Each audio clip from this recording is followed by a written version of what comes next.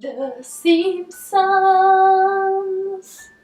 Hi there, Booktube! Here I am with my yellow face and yellow everything. I'm so sorry for this weird kind of light, but it's evening and the sun is starting to go down pretty early, so now I will have to find a way to film or early in the morning or during my lunch break, because now in the evening it's starting to become very difficult, or to film with this kind of light. I hate it, but maybe we will find a way to cope with it somehow.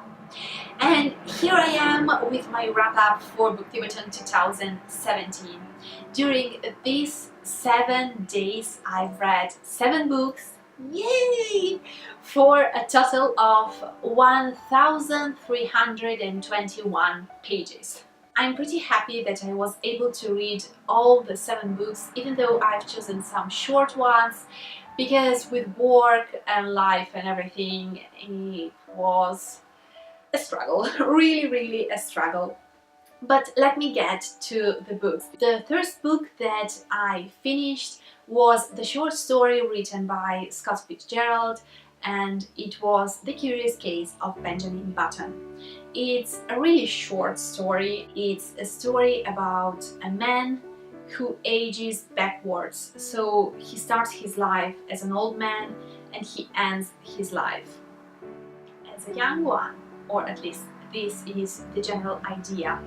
And I ended up rating it, I believe, 3 stars at the end on Goodreads, because I liked it, but I actually loved the movie more, and I was a little bit disappointed because there was so much potential in this short story and it felt like just a little bit wasted in a couple of moments. I really wanted something going a little bit more in depth, and it just wasn't there.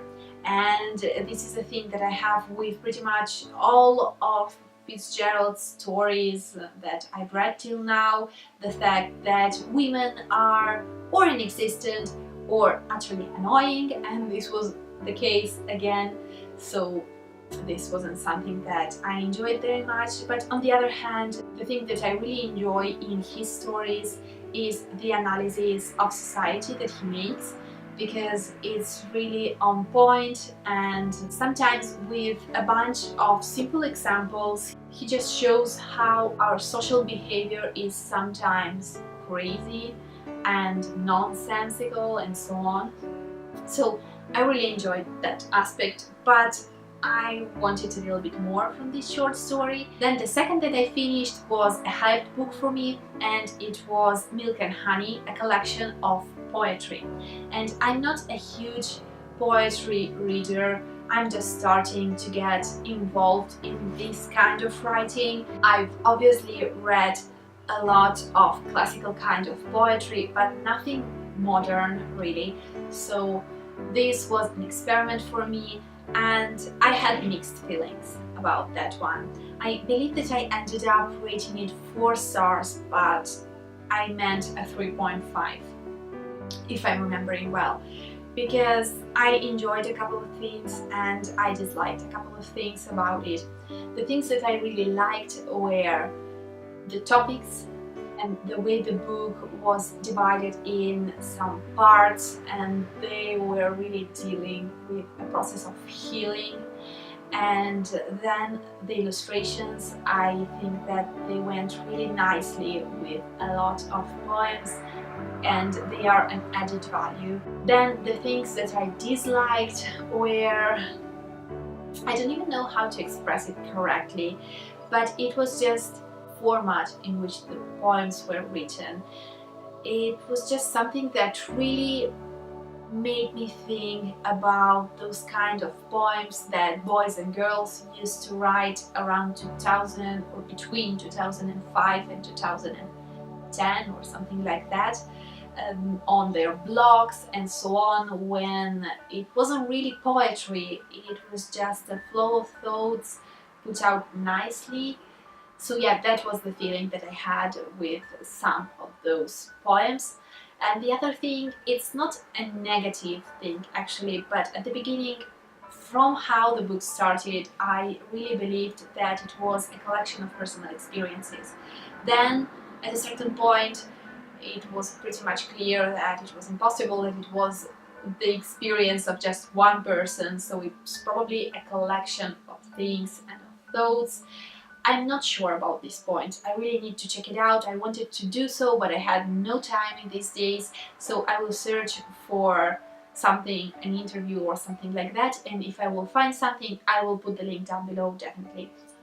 So this was a thing that set me a little bit off at the beginning. I was like, wait, is it personal? Is it not? I don't know, probably it's personal, but not to the author, but to someone else. Yet there were a lot of meaningful poems, and it's a fast read, but I believe that you're not supposed to read it fastly.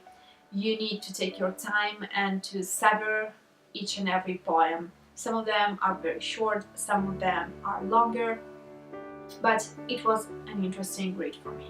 The next book that I finished was the first book written by Agatha Christie, the one that has Hercule Poirot as the main character. And here again, I believe that I ended up rating it probably 3.5 stars in my mind and 3 stars on Goodreads. Why 3 stars? Well, I loved the mystery. I love Hercule Poirot. I think that he's a very interesting and nice character, just a nicely written character. But on the other side, I pretty much dislike the narrator. It's not about the way he talks or something like that. He's a great narrator, but as a character in the story, he loves each and every woman that he meets in his life. And he constantly complains about the fact that Poirot is so clever and think that he's not clever enough and that he's not trustworthy, and he just complains and complains and complains when I'm focused on the mystery, and he just complains and I'm like, oh, please stop, please someone make him stop. But nobody can because he's the narrator of this thing. So frustrating. So yeah, I had this kind of issue with the book, and the other one was that the other characters were pretty much flat sometimes, and it was difficult to set them apart one from the other. I needed to check the names a couple of times during the story because I wasn't sure who was who.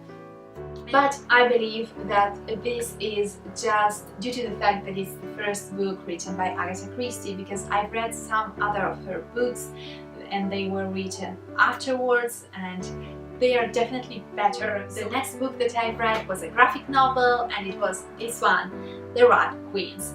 I've read the first volume, and it's the collection of the first 5 issues, I believe, and I loved it so much. I ended up rating it 4 stars, I believe, because I loved the characters, I loved the art. The art is just beautiful. I love it so much, and the coloring and everything, just to show you a random scene. I really enjoyed this graphic novel. Each character was a person on its own, with its own desires and powers, and it was just interesting to read this graphic novel. But beware the violence, because it is pretty much violent, and there is a bit of swearing, and some moments are very violent and a little bit gruesome, and I was like, ooh, nope. But yeah, at the end I enjoyed this graphic novel, and I would like to pick up the second, because during the whole story you may just see how there are some parts from the background of the story of each protagonist that really makes you want to see more and to discover why or when or how. So I'm very interested in it, and I would love to pick up the second. The next book that I finished was Seriously, I'm Kidding by Ellen, and I bought the ebook and I ended up listening to the audiobook because that makes sense. Yeah, definitely. It's just that the audiobook was short. It was just 3 hours and I was a bit in a rush. I needed to read as much as I possibly could in a limited amount of time, so I decided to listen to the audiobook since I needed to clean out the house and so on. So I listened to it and I discovered that it was actually read by her, so this was an added value for me. But if you follow Ellen, you already know that she is fast at speaking, very fast, and the audiobook is very fastly paced, so you need to be focused and to carefully listen because she's fast, she's witty, so it's just like pam pam pam, and you need to be there and to catch everything. So I enjoyed that book. I believe that I rated it 4 stars. It made me laugh and smile and think about something, but don't read it if you expect to read an autobiography or a story with a start and an ending. It's more like a kind of a brainstorming. You're just watching her brainstorming things. They are completely random. Sometimes they're funny, sometimes they're not so funny, sometimes they are pointless, but they are there still. So yeah, you just have to go with the flow and to enjoy it. Then the next book that I read was the 6th book in the Unfortunate Events series. And I ended up rating it just 3 stars because at this point I'm almost in the middle of the series. There are 13 books and this was book 6. So at this point I really need something more to keep me involved and to keep me interested and just, I don't know, part of this story, because we already know the pattern. The pattern is always the same and it's okay with me, really, but you need to add something more. And the very last book that I've read was Juniper Lemon's Happiness Index, and it was the book that Ariel Bissett suggested as a read for Booktube-a-thon, and I went into it pretty much blindfolded because I knew nothing about that book when I started it, and it ended up being a contemporary book about a high school girl who deals with grief. And I think that it's a pretty interesting topic to face in a young adult book, because a lot of times in young adult books, when someone dies, it's just a matter of brushing the dust from your shoulders and go on with your life, because oh my god, yeah, it happened, it was horrible, but who cares, I have other adventures, I have to save the world and blah blah blah. In this case, no. Being a contemporary, we may really focus on the feelings of a character, on how some things are really difficult to deal with and how it is still possible to deal with them in certain ways.